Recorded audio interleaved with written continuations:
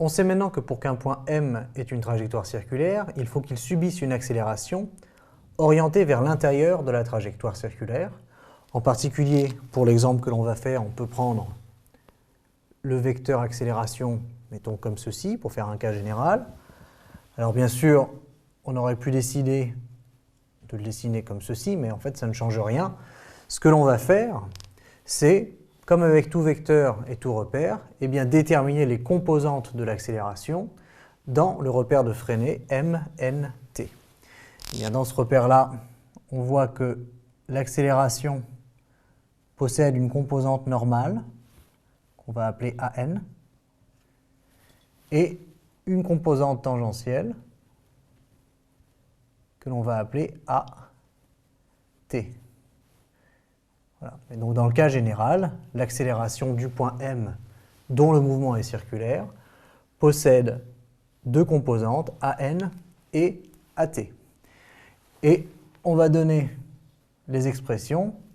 Pour AN, ce sera V carré sur R, où R est le rayon du cercle et V la vitesse du point M à l'instant considéré. Et AT est égal à dV sur dt. Souvenez-vous, on a dit que la composante tangentielle de l'accélération, c'est elle qui est responsable pour la variation du vecteur vitesse, et donc c'est normal que l'on retrouve AT égale dV sur dt. Finalement, on peut donc dire que l'accélération, dans le repère de Freinet, s'écrit V carré sur R selon N, plus dV sur dt selon t. Et ce que l'on va remarquer, c'est que même si la vitesse est constante, et auquel cas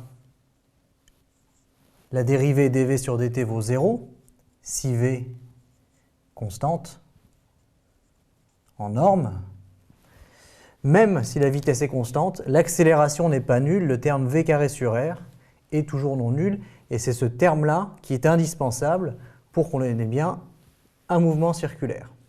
Donc à retenir les expressions V carré sur R et dV sur dt, on verra que dans la plupart des cas de figure, on se placera avec un problème où la vitesse est constante, et donc l'accélération vaudra simplement V carré sur R selon N.